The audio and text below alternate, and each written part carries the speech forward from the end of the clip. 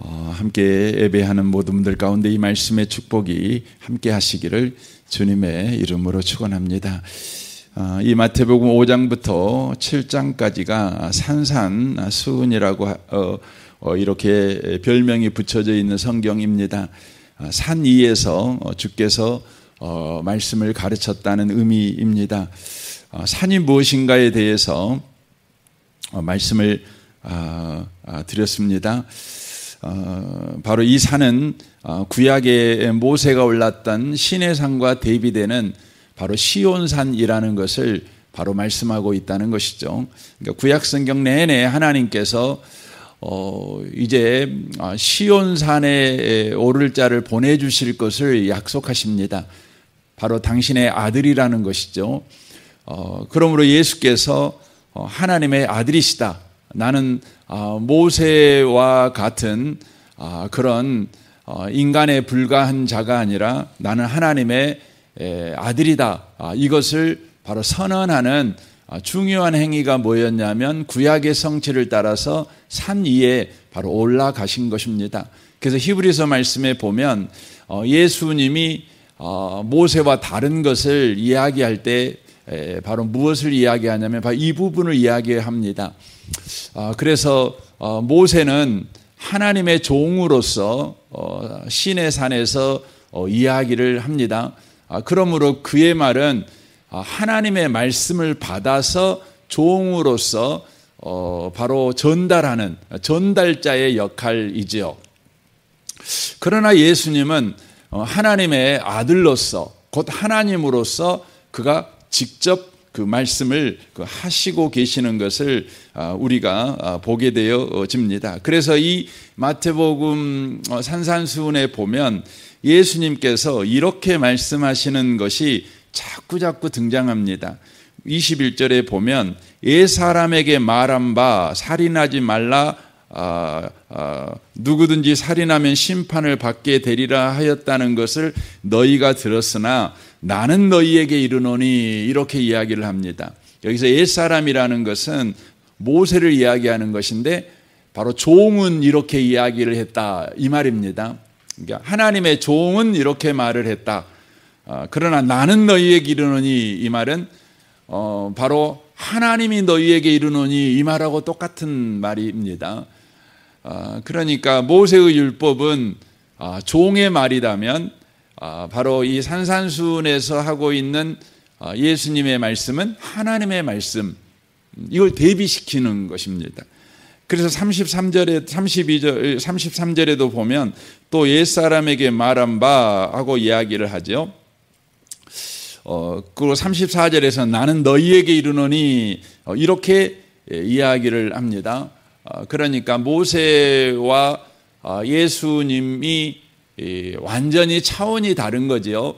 피조물과 창조물의 차이, 피조물의 말과 창조주의 말씀, 종의 말과 바로 주인의 아들, 바로 주인 되시는 분의 말은 완전히 바로 다른 무게를 갖게 되는 것 아니겠습니까?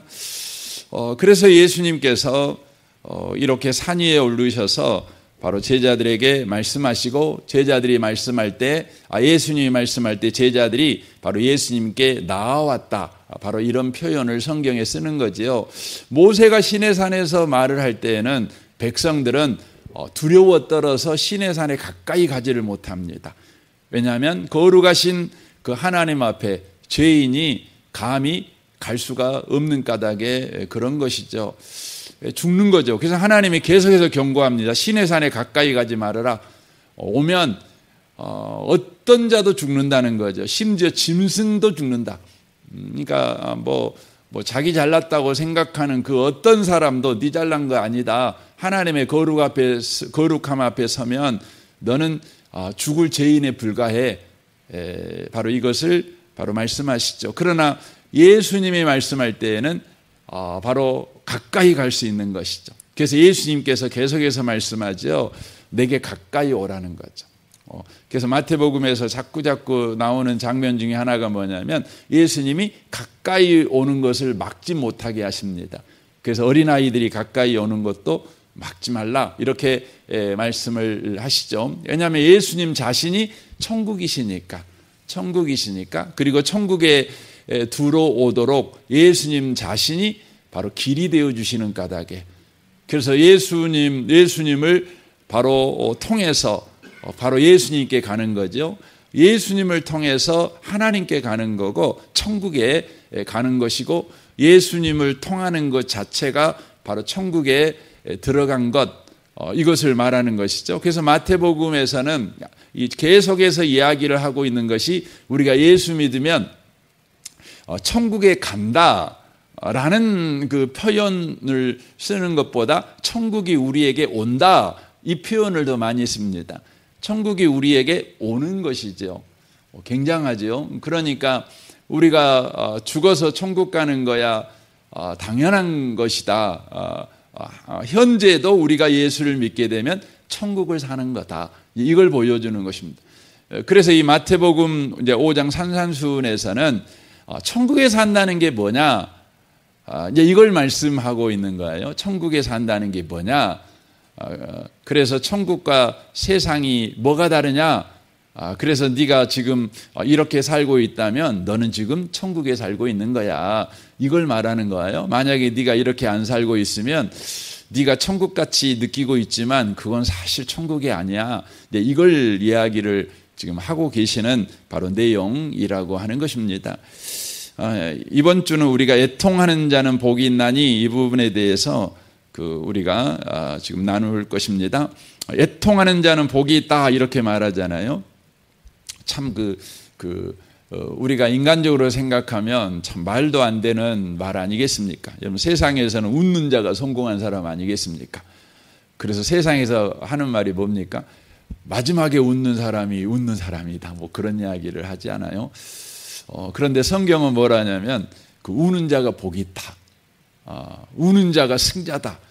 이런 말씀을 하시는 겁니다. 그러니까 세상 나라와 하나님 나라가 다른 거예요. 세상 나라는 웃어야 천국이지만 하나님 나라에서는 우는 자가 바로 지금 천국을 살고 있다.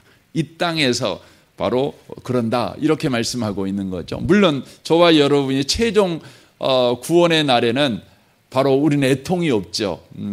요한계시록에 나와 있는 것 같이 새하늘과 새 땅이 임하면 그곳에는 눈물이 없잖아요. 애통이 없잖아요. 그러나 이 땅에서 하나님의 나라를 사는 사람은 어떤 사람이냐? 애통하는 자라는 겁니다. 이 땅에서. 그것을 지금 이야기를 바로 해주고 있다고 하는 것입니다. 그런데 이 애통이라는 단어가 이 땅의 삶을 살아갈 때 사는 게 힘드니까, 사는 게 팍팍하니까, 되는 일도 없고, 늘 그냥 우는 인생을 살 수밖에 없는 현실을 사는 까닭에 우는 사람을 이야기하고 있는 것이 아닙니다. 그런 애통이 아닙니다. 이 애통이라는 단어가 판테오라는 헬라어 단어를 쓰고 있는데 이 단어가 어떤 의미냐면 자식이 죽었을 때 우는 울음을 이야기합니다. 그러니까 부모된 자에게 최고의 슬픔이 뭡니까? 아니 슬프다고 표현할 수도 없을 만큼 마음이 무너지는 슬픔, 깊은 아픔, 마음이 찢어지는, 가슴이 찢어지는 통증을 느끼는 울음이죠. 제가 TV에서 영화에서 봤던 것 가운데 참 자식을 보내고 우는 울음을 가장 잘 연기한 분 중에 한 분이 이름은 모르겠지만 그 연기가 1987년이라는 영화 있지 않습니까? 거기에 박종철 씨죠. 서울대학교에 있었던 박종철이라는 분이 고문당해 갖고 이제 죽지 않습니까? 그리고 정부 당국이 그냥 몰래 그냥 다 화장해 불고 막 이렇게 진행하잖아요. 그래갖고 이제 아버지가 그 자식을 이제 무덤도 못 쓰게 하니까 강가에 가서 이렇게 뿌리잖아요. 이렇게 뿌릴 때 겨울이잖아요. 겨울인데 그 장면 이렇게. 근데 참 아버지가 이렇게 하거든요. 그러니까 어머니들은 그냥 막 기절하고 이렇게라도 하잖아요. 근데 아버지들은 또 그렇게도 못하잖아요. 그러니까 엄마들은 기절하면서 그냥 막 그 대성통곡하고 그 슬픔을 표현하잖아요. 그런데 아버지는 그렇게 못하고 이 슬픔을 표현 못하고 삼키잖아요. 이렇게 삼키는 그 장면, 그 차가운 그 강바닥에 그 뿌리면서 그 무릎을 꿇고 안 그럴 수 없는 그런 그 장면, 그게 뭐냐면 애통입니다. 애통입니다. 근데 이 애통은 우리에게 너 그렇게 애통해 라고 그 요구를 할 때 사실 우리 자식이나 죽어야 그럴 수 있지, 이게 사실 우리에게 쉬운 일은 아니죠. 우리가 울 일이 되게 많지만 그렇게 애통할 수는 없는 것을 우리가 보게 되어집니다. 근데 이 애통은 바로 죄와 관련돼 있죠. 그러니까 우리가 죄의 싹은 사망 아닙니까? 그러니까 죄를 지으면 죽은 거잖아요. 그래서 이 본문을 보고 이제 우리가 우리에게 1차적으로 우리에게 요구를 하는 말씀으로 이해를 하면 너 죄 때문에 그만큼 울어야 돼. 네가 죄 진 것이 바로 죄의 싹은 사망이니까 그런 아픔을 가져야 돼 라는 요구를 우리가 할 수도 있죠. 그러나 이 본문 말씀을 우리가 더 묵상을 해보면 이 애통은 1차적으로 하나님의 애통이라는 것을 우리가 이해할 수 있습니다. 왜냐하면 하나님이 우리 아버지시잖아요. 근데 우리가 죄를 지었어요. 그래서 우리는 어떤 상태입니까? 영적으로 죽어버린 상태지 않습니까? 그러니까 죽어버린 자식의 시신을 안고 우는 아버지의 울음, 아버지의 아픔, 하나님 아버지의 아픔을 표현하는 단어가 바로 이 애통이라는 것입니다. 그러니까 애통하는 자는 복이 있다. 이것은 가장 1차적으로는 죄를 지어서 하나님과 관계가 끊어져 영적으로 죽어버린 바로 우리를 가슴에 품고 울고 계시는 그 하나님의 울음을 아는 자, 그 사람이 1차적으로 어떤 사람이면 복 있는 사람이라는 겁니다. 복 있는 사람이라는 겁니다.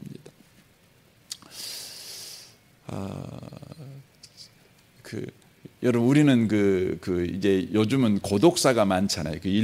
며칠 전에 일본에 관한 기사를 봤더니 작년에 일본에는 그 고독사, 혼자 자기 죽음도 알지 못하는 그 죽음을 하는 한 13,000명 정도 되더라고요. 그냥 굉장히 많잖아요. 13,000명 가량이 그분의 죽음도 알지 못하고 슬퍼도 안 하는 거죠. 그래서 그냥 이제 연고 없는 분으로, 물론 이제 연결해서 부모 자식이 있으면 오겠지만 어쨌든 슬퍼하는 분이 없잖아요. 예. 우리가 우리의 죽음을 누군가가 슬퍼해 줄 수 있다면, 예. 그러니까 이게 연세 드신 분들은, 죽음이 가까우신 분들은 한편으로는 그것도 참 걱정이신 것 같아요. 그것도 염려인 것 같아요. 내가 죽을 때 내 죽음을 누군가가 알아서 내 시신을 수습해 주실 수 있다면, 뭐 이런 고민들이 있으실 텐데, 우리는 너무 감사한 게 뭐냐면 우리에게는 아버지가 있다는 거죠. 그래서 우리의 죽음, 특별히 이 죄로 인하여서 하나님과 끊어져 가지고 영적으로 죽어서 영원한 지옥불로 가고 있는 그 우리를 보면서 울어주시는 분이 있다는 겁니다. 이게 뭐냐면 하나님 아버지의 그 애통입니다. 이 성경에 보면 하나님의 애통이 너무너무 많이 나와요. 너무너무 많이 나와요. 창세기 6장에 최초로 하나님의 애통이 이 성경에 기록되어 있는데, 노아 홍수 때잖아요. 이 모든 사람들의 마음의 생각이 악할 뿐이에요. 그러니까 돌아올 가능성이 이제 끝난 거죠. 죽어버려. 완전히 이제 희망의 불이 꺼져버린 것 아닙니까? 그런 인간들을 보면서 하나님이 어떻게 하면 성경에 보면 지었음을 한탄하고 마음에 근심하시고라고 표현합니다. 이 마음에 근심한다는 말이 애통한다는 것이죠. 그러니까 이거죠. 홍수 심판 전에 하나님이 이제 심판해야 될 것들을 이제 결정하게 되지 않습니까? 그러니까 하나님의 내 자식인데 구원할 수가 없어요. 내 자식인데 안을 수 없어요. 내 자식을 이제 그 차가운 물에다가 다 수장시켜야 돼. 내 자식의 시신을 몽땅 다 그 물의 무덤에다가 다 묻어놔야 돼요. 이 결정을 하셔야 돼요. 이 결정을. 그러니까 여러분과 제가 노아 홍수를 볼 때 그 하나님의 생사람을 다 죽여버렸네 이렇게 생각하시면 안 돼요. 죽은 사람들을 물 무덤에 이렇게 그냥 장사 지내본 거예요. 장사 지내본 겁니다. 여러분 자식이 죽어버렸는데 계속 집안에 들고 살 수는 없잖아요. 묻어야 됐잖아요. 땅에 묻어야 됐잖아요. 바로 그때 하나님께서 대성통곡을 하시는 거죠. 이게 성경에 나와 있는 최초의 하나님의 아픈 마음이지요. 그 에레미야 4장에 보면 이스라엘 백성들을 이제 바벨론 포로로 떠나보내야 돼요. 예루살렘을 멸망시키고 이제 바벨론 포로로 그들을 잡혀가게 해야 돼요. 이건 영적으로 보면 그 죄를 짓는 자는 마귀에게 속하잖아요. 그러니까 하나님의 소유가 아니라 마귀의 소유가 돼버렸어요. 합법적이죠. 죄를 짓는 자는 마귀에게 속하는 게 합법적이에요. 그러므로 마귀는 합법적으로 죄를 지은 저와 여러분의 소유권을 주장하는 거죠. 마귀가 우리 인생을 노예로 삼는 데에 이의를 제기할 수가 없어요. 그건 합법이니까. 마귀가 불법으로 우리를 노예 삼은 것이 아니에요. 죄를 짓는 순간 우리가 바로 마귀에게 속하는 거죠. 그러니까 성경에 보면 창세기 3장에 보면 마귀가 우리한테 죄 짓도록 유혹을 하잖아요. 하지만 결국은 죄를 짓는 결정은 누가 해요? 사람이에요. 사람이에요. 그러니까 마귀가 우리를 꽁꽁 묶어놔가지고 입 벌려! 이 선악과 먹어! 하고 강제로 먹여갖고 우리가 선악과를 먹은 자가 아니고 마귀가 이렇게 유혹을 할 때에 유혹에 넘어가고 선악과를 결정해 따먹은 거예요. 그러니까 죄를 누가 지은 거예요? 사람이 지은 거예요. 사람이. 그래서 여러분 죄 지어놓고 마귀 탓하면 안 돼요. 마귀가 속인 건 마귀 죄지만 그걸 내가 결정해 따먹은 거잖아요. 그 순간 어떻게 된 거예요? 우리 인생은요 합법적으로 마귀의 종이 된 거예요. 그러니까 바벨론의 이 노예가 된 것은 합법적으로 마귀에게 종살이하는 노예가 된 것과 똑같은 거예요. 그런 인간을 보면서 하나님이 어떻게 하염없이 밤낮으로 울으셔요. 그렇게 표현합니다. 하염없이 밤낮으로 우신다 이렇게 되어 있습니다. 요한복음에 보면 예수님의 눈물이 나오죠. 나사로가 죽어버렸어요. 나사로가 죽어버렸어요. 여러분 인간에게 죽음이라고 하는 것은요 거역할 수 없죠. 창조할 때부터 인간은 죄를 거역할 수 없냐? 아니 그건 죽음을 거역할 수 없냐? 그건 아니었죠. 하나님 안에 살 때는 죽음은 우리 인간에게 없는 거예요. 그러나 인간이 죄를 선택한 이후에 인간은 바로 피할 수 없는 현실이 뭐가 되어버렸냐면 죽음이 피할 수 없는 현실이 된 거죠. 그러니까 나사로가 죽었어요. 죽은 그 나사로를 보면서 성경에 보면 35절에 예수님께서 눈물을 흘리셨어요.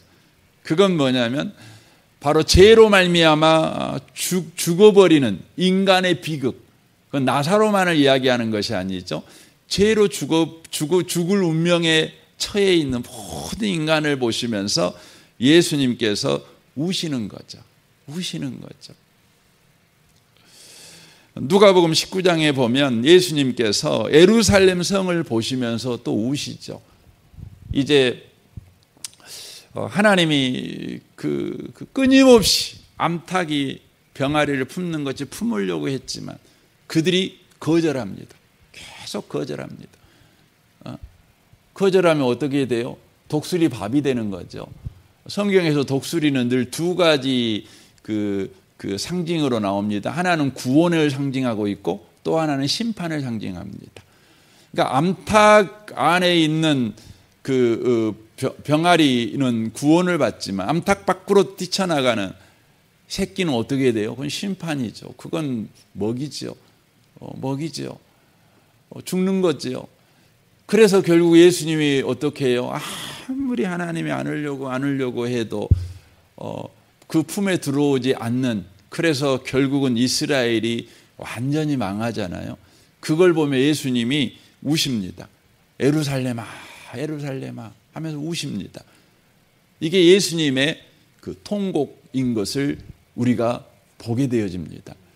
여러분, 성경에 보면 하나님이 계속 우십니다. 성부 하나님이 우시고 성자 하나님이신 예수님이 우시고 또 성령 하나님이 또 우시죠. 로마서 8장에 보면 성령도 우리 연약함을 도우시나니 말할 수 없는 탄식으로 우리를 위하여 친히 간구하시느니라라고 하셔요. 이 탄식이라는 그 표현이 애통이거든요. 애통하는 거예요. 아파하면서 우신다. 성령이 바로 우신다는 것이죠. 하나님이 나를 위해서 우신다. 이걸 아는 자가 뭐예요? 복 있는 자예요. 이걸 아는 자가 지금 천국을 살고 있는 사람이에요. 여러분, 세상에 그 어떤 신이요 인간을 위해서 울어준다는 이야기 여러분 들어보셨어요? 여러분, 그런 이야기 들어본 적 없으실 거예요. 신이 우리를 위해서 울어준다. 없어요. 도리어 인간이 신을 위해서 우는 거죠. 우는 거죠. 그 장면 중에 하나가 뭐냐면 우리는 그 유교 문화권에 속한 사람은요, 그 사람이 죽으면 귀신이 된다고 되잖아요. 귀신 된다고. 그래서 여러분 우리가 돌아가시면 그분을 위해서 뭐 해요? 울어요. 울어. 저는 이제 유교식 장례를 저희 아버지가 예수를 믿고 난 이후에는 처음으로 예수를 믿어가지고 그 제사에도 참석 못하고 어떤 곳을 못 가게 했어요. 너는 예수 믿는 집안이니까 우리는 예수 믿고 이 신앙적인 것만 봐야 된다 해갖고 어렸을 때 저는 제사를 한 번도 가본 적이 없어요. 하고 모릅니다. 그런데 제가 이제 목사가 돼서 이제 영락공원 이렇게 장례 예배를 인도하러 이렇게 가다 보면 옛날에 이제 매장이 많았잖아요. 근데 매장할 때 제가 한 장면을 보면서 제가 되게 저렇게 하는구나, 연속국에서만 봤던 것이 진짜 그러구나, 이거 보게 된 것이 유교식으로 장례식을 하더라고요. 근데 모두 다 이렇게 뭐 옛날에는 그랬잖아요. 이거 뭐 두르고 또 하얀 거 입고 뭐 지팡이 하나 짚고 이렇게 하잖아요. 근데 거기에 분들이 이제 돌아가면서 울더라고. 이렇게 돌아가면서 우는데 제가 보면서 좀 안타까웠던 것이 한 유치원생이나 될 것 같아요. 손자나 되겠죠. 손자들한테 강제로 우라고 그러더라고요. 우라고 막 시키더라고요. 그래야 할아버지한테 좋은 일이라는 거죠. 우라고 시키는 거죠. 그리고 귀신이 된 할아버지가 잘 봐줘갖고 우리한테 해코지 안 하고 복 준다는 거 아니겠습니까? 그러니까 신 앞에서 우리가 울어야 돼요. 울어야 돼요. 신이 우리를 위해서 울어주는 신이 세상에는 없지요. 우리가 울어야 돼요. 우리가 정성을 보여야 돼요. 그래서 우리가 세상의 신한테 응답을 받으려도요, 우리가 울고 불고 기도를 해야 되잖아요. 그래야 신이 감동을 하는 거잖아요. 우리의 정성을 보여주는 거죠. 우리의 간절함을 보여줘야 신이 응답하는 거죠. 하지만 성경은요, 하나님의 눈물에서부터 우리의 신앙이 시작된다는 걸 이야기해 줘요. 사랑하는 성도 여러분, 하나님은 우리를 울어주시는 분이셔요. 얼마나 감사하고 얼마나 감사한지 모르겠어요. 그래서 시편 103편에 보면 아버지가 자식을 국률이 여긴 같이 여호와께서 자기를 경외하는 자를 국률이 여기시나니 이는 그가 자기의 체질을 아시며 우리가 단지 먼지뿐임을 기억하심이로다. 이사야 43장에 보면 상한 갈대, 42장에 보면 상한 갈대를 꺾지 아니하고 꺼져가는 심지를 끄지 아니하신다. 사랑하는 성도 여러분, 오늘 하루를 살아갈 때 하나님이 나를 이같이 사랑하신다. 이걸 여러분이 놓치지 않고 잊지 않고 꼭 사셨으면 좋겠습니다. 나를 위해 울어주시는 하나님, 그 하나님의 사랑이 오늘도 내 인생을 공기가 내 인생에 가득한 것 같이 바로 내 인생에 충만하다. 이걸 기억하고 오늘도 살아가시는 복 있는 성도 다 되시기를 주님의 이름으로 축원합니다. 아멘. 우리 같이 기도하겠습니다.